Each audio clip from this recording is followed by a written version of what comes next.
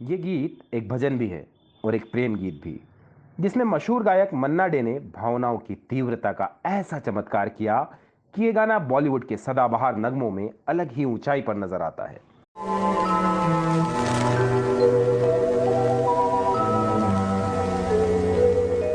इस फिल्म में मोहम्मद रफी और लता मंगेशकर भी थे, लेकिन संगीतकार शंकर जयकिशन ने फिल्म का सबसे लोकप्रिय होने वाला गीत मन्ना डे से गवाने का फैसला किया। तू प्यार का सागर है।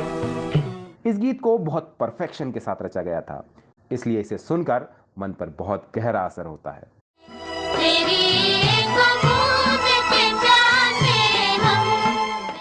कविराज शैलेंद्र ने इस गीत में आम बोलचाल के शब्दों में एक गुरु का अपने शिष्य को संदेश भी पहुंचाया है और एक भक्त का अपने आराध्य के प्रति भक्ति को भी दर्शाया है। अब तू ही से समझा, राह भूले थे कहां से हम।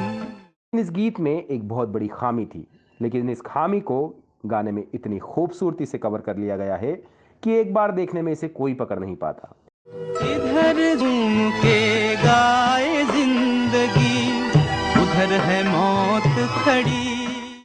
क्या थी ये खामी, और ये खामी जानबूझकर रखी गई थी या अनजाने में हो गई थी? इन वीडियो में इन सब बातों के अलावा इस फिल्म की कुछ बहुत ही रोचक बातों को भी जानेंगे। तो चलिए शुरू करते हैं गीत और संगीत का ये सुरीला सफर।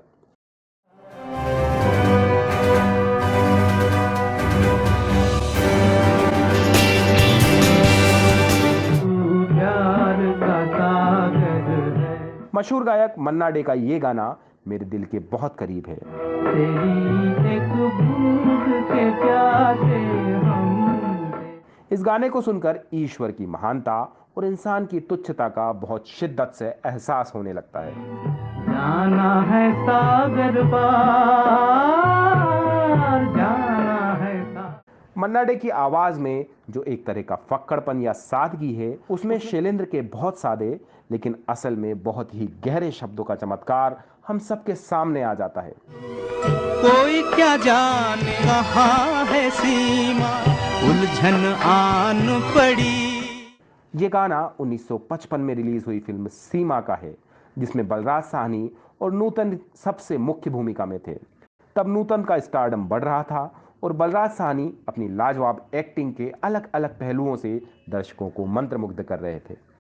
बलराज साहनी को इस फिल्म की कहानी बहुत पसंद आई थी और ये रोल उनके लिए सूटेबल था, लेकिन जब नूतन के करीबियों को ये पता चला कि इसमें उन्हें ऐसा रोल करना है जिसमें बलराज साहनी से प्यार हो जाता है, तो वो परेशान हो गए थे। उन्होंने नूतन को इसका डर दिखाते हुए सलाह दी थी कि बलराज साहनी हीरो मटेरियल नहीं है और अगर तुम उनकी हीरोइन बनोगी तो तुम्हारे करियर के लिए ये अच्छा नहीं होगा। लेकिन नूतन जी को भी सीमा की स्क्रिप्ट पसंद आ गई थी, इसलिए उन्होंने इन चेतावनियों की कोई खास फिक्र नहीं की। नूतन जी ने इसमें एक अनाथ और चिड़चिड़ी लड़की गौरी का किरदार किया था, जिसे अनाथ आश्रम के केयरटेकर या गुरुजी का रोल करने वाले बलराज साहनी के किरदार से प्यार हो जाता है। सीमा को तो अपनी उम्र के जोश में सामाजिक रिश्तों की मर्यादा का ख्याल नहीं रहता, लेकिन गुरुजी प्यार और रिश्तों की मर्यादा को समझते हैं। फिल्म में इसी मोड़ पर यह गाना आता है। चले जाएंगे जहां से हम। संगीतकार शंकर जयकिशन ने इस फिल्म में शैलेंद्र और हसरत जयपुरी से गाने लिखवाए थे। छोटी सी दुनिया की लंबी कहानी हमें भी दे दो सहारा के बेसहारे हैं। बात बात में रूठो ना, मना मना बड़े झूठे। कहाँ जा रहा है तू जाने वाले। फिल्म के बाकी गाने तो खास नहीं चले, लेकिन ये गाना हम सबके जीवन में जैसे घुल मिल गया है। तू प्यार का सागर है, तेरी एक बूंद के। इस फिल्म का निर्देशन अमित चक्रवर्ती ने किया था, जिन्होंने उस दौर में शहंशाह और कठपुतली जैसी फिल्में दी थी। मन्ना डे इस गीत को एक मंत्रमुग्ध भक्त की तरह गाते हैं। शैलेंद्र और शंकर जयकिशन ने यह गाना मन्ना डे को ही ध्यान में रखकर बनाया था।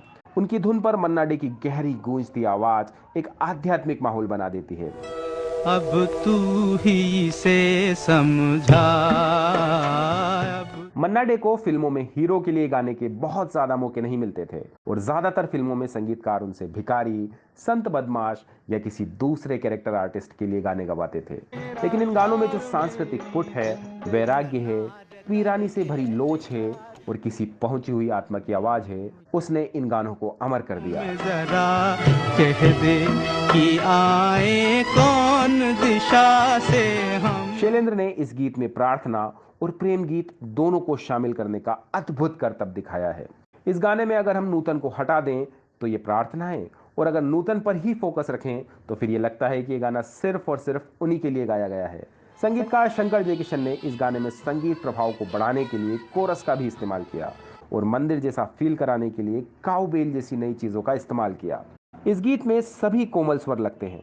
मन्ना डे राग भैरवी को बहुत पसंद करते थे और ये गाना भी राग भैरवी पर ही बनाया गया था। लेकिन जितनी मेहनत और धीरज के साथ ये गाना बना है, इसे शूट करने में उतनी ही जल्दबाजी के साथ काम करना पड़ रहा था।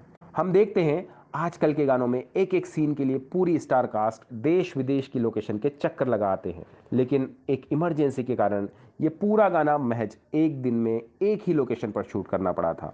दरअसल बलराज साहनी को किसी काम के सिलसिले में जल्द से जल्द एयरपोर्ट पहुंचना था, लेकिन डायरेक्टर अमेय चक्रवर्ती ने उनके सामने ये शर्त रख दी थी कि वो तभी बाहर जा सकेंगे जब ये गाना पूरा शूट हो जाएगा। दोनों के बीच बातचीत के बाद ये रास्ता निकाला गया कि इस गाने को एक ही दिन में शूट कर लिया जाएगा, ताकि फिल्म का शेड्यूल भी ना बिगड़े और बलराज साहनी भी अपना असाइनमेंट पूरा कर सकें।